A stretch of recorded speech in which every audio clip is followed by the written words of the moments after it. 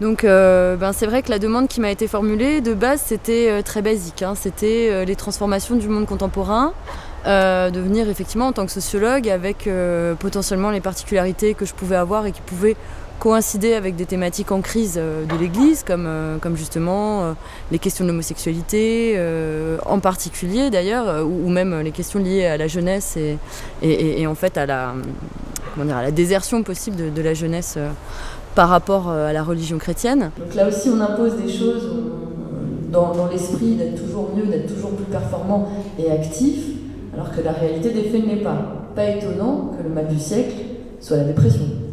Ce qui m'animait, c'était effectivement de faire des questionnements communs pour montrer qu'en fait, peu importe la thématique, c'est une question en fait de positionnement qui est au cœur d'une réflexion vers le bien faire, vers le bien agir. Au contraire, moi justement, je trouve que là, ce qui se passe aujourd'hui, c'est une ouverture qui vous est louable, en fait, qui est louable à l'Église catholique, et à partir de là, je pourrais tout autant demander quel regard vous avez sur la population homosexuelle, sur la jeunesse. Là, ça a été un peu plus difficile parce qu'effectivement, c'est des ateliers que je fais parfois dans des écoles de travail social et généralement avec moins de personnes.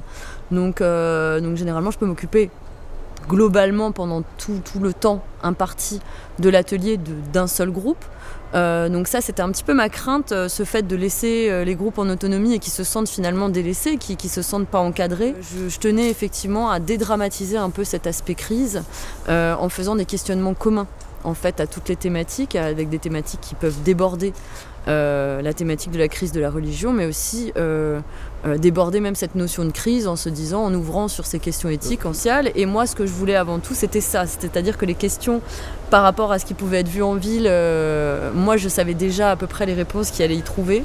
C'est-à-dire que finalement, effectivement, le genre, la sexualité, même la jeunesse, c'est pas aussi évident que ça. C'est pas des catégorisations qu'on trouve toutes faites.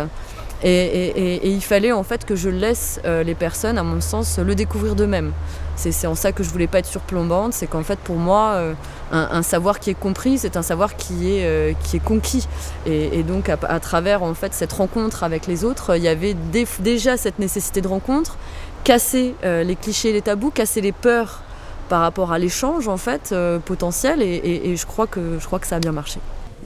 Voilà, donc une bonne pratique, c'est effectivement pas se dire je dois faire ça ou je veux faire ça, mais bien que puis-je faire, que dois-je faire, que veux-je faire. Voilà. Vous voyez comment on positionne ça d'un point de vue éthique?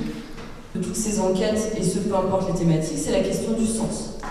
Ce qui fait sens pour quelqu'un, qui ne fait pas forcément sens pour vous, mais là aussi, le avec et pour les autres nécessite la prise en compte du sens que peuvent mener les autres sur leur action. Et moi, en tout cas, je retiens que du positif. C'est-à-dire que pour tout ce que je pouvais, là, pour le coup, j'ai été amenée à demander aux personnes de déconstruire leurs pensées sur la société en tant que sociologue. J'ai trouvé ça super de pouvoir moi aussi déconstruire en fait potentiellement des pensées que je pouvais avoir par rapport à la religion. Et puis je crois que vous avez permis le dialogue, la réflexion, le fait de se poser des questions, et ça c'est quelque chose qui est très utile pour nous. Alors encore une fois, un très grand merci.